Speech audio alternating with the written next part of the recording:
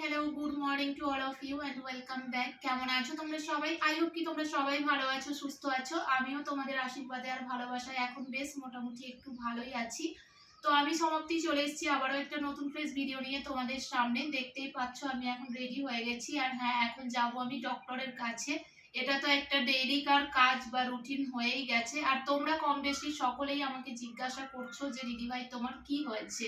তো আজকে সেটাই আমি তোমাদের সাথে শেয়ার করব যে আমার কি হয়েছে, কারণ আমি মাঝে মধ্যেই অ্যাক্টিভ থাকতে পারি না। ফেসবুক, ইনস্টাগ্রাম কোনো কিছুতেই অ্যাক্টিভ থাকতে পারি না, কারণ শরীর ভালো না থাকলে কিছু সাথ দেয় না। তো সেই জন্য শরীর খারাপ থাকার কারণে মন মেজাজ একটুও ভালো থাকে না। আর যেটা হয়েছে সেটার জন্য ভীষণ প্রবলেমে আর ভীষণ টেনশনেও আছি। যেটা হয়েছে সেটার জন্য একদম ওটি পর্যন্ত যেতে হবে আমাকে, যার জন্য আমাকে একটা অপারেশনও করাতে হবে। তো তোমরা সাথে থাকো, সঙ্গে থাকো, সবটা তোমাদের সাথে শেয়ার করছি। আই হোপ আজকের এই ভিডিওটা দেখতে তোমাদের অনেক ভালো লাগবে। তো চলো এখন তোমাদেরকে বলি যে আমার কি হয়েছে, কারণ আমি যখনই কোনো পোস্ট করি যে আমার শরীর খারাপ, আমি অ্যাক্টিভ থাকতে পারছি না, আমার মন ভালো নেই বা আমার ভালো লাগছে না, তো তখন তোমরা কম বেশি অনেকেই আমাকে জিজ্ঞাসা করো কি হয়েছে কি হয়েছে। তো আমি তোমাদেরকে বলেছিলাম আমি কোনো একটা ভিডিওতে তোমাদের সাথে শেয়ার করব, সবার এইভাবে এক এক করে রিপ্লাই দেওয়া তো সম্ভব নয়। তো সেই জন্য আজকের এই ভিডিওটা। তো আমার হয়েছে যেটা তোমাদেরকে বলি, ওই যে বললাম যার জন্য আমাকে অপারেশনও করাতে হবে আর তারই প্রিপারেশন চলছে। তার জন্য আমাকে রোজ এখন ডক্টরের চেম্বার আর বাড়ি মানে রুমে আসতে হচ্ছে।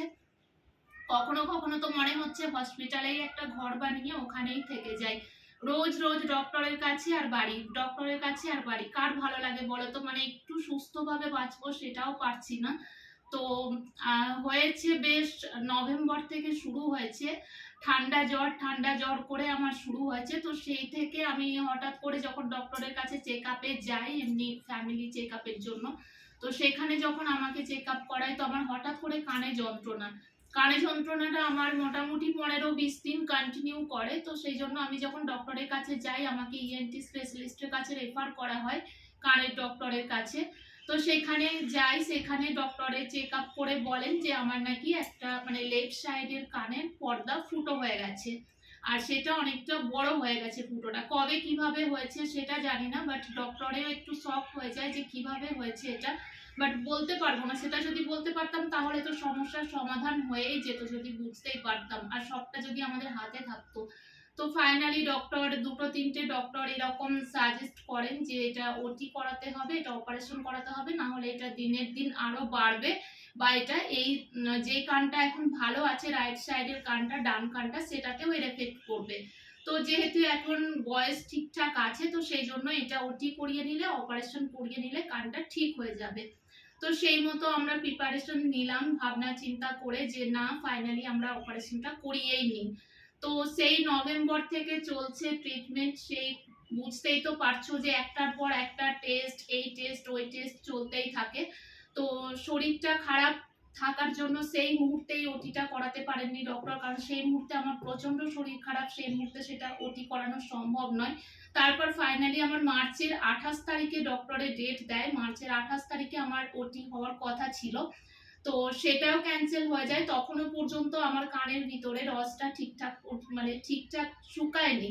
তো সেই জন্য ডক্টর বললেন যে যেদিন আমি ভর্তি হব বলে গেছি সেদিনকে ডক্টর লাস্ট চেক আপ করে বললেন যে এখনো পর্যন্ত তোমার কানের ভিতরে রস শুকায়নি, তো এই মুহূর্তে আমরা যদি ওটি করাই এটা যে কোনো মুহূর্তে ইনফেকশন হয়ে যেতে পারে।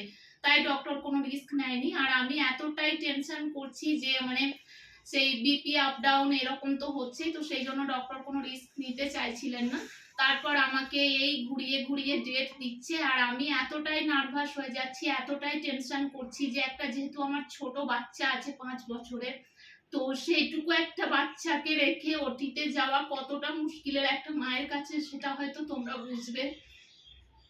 তো ফাইনালি ওটিটা করাতে হবে, আজকে নয় কালকে, আজকে নয় কালকে করে এখন মনকে একটু হলেও বুঝিয়ে শান্ত করিয়েছি যে না, আমার ওটিটা করাতে হবে, সেটা তো আমার ভালোর জন্যই, তাই না? তো সেই জন্যই টেস্টগুলো সব করানো হচ্ছে, আজকে এটা কালকে সেটা, যখন যেটা বলছে সেরকম সেরকম করানো হচ্ছে। তো সব টেস্ট করা হয়ে গেছিল, যেহেতু কোনো টেস্টের ভ্যালিড মোটামুটি 1.5-2 মাস 3 মাস থাকে। তো সেই ডিসেম্বরে জানুয়ারিতে যে টেস্টগুলো করেছি সেই টেস্টগুলো এখন এপ্রিল চলছে, এখন আর সেই টেস্টগুলো কাজ করবে না। তো তার জন্য সেই সমস্ত টেস্ট ইসিজি এক্স-রে যা যা টেস্ট আমাকে রিপোর্ট ব্লাড টেস্ট দিয়েছিলেন সেগুলো আমাকে সব আবার করতে হবে। তো সেইগুলোর জন্য আমাকে রোজ যাওয়া আসা চেক আপ করাতেই হচ্ছে।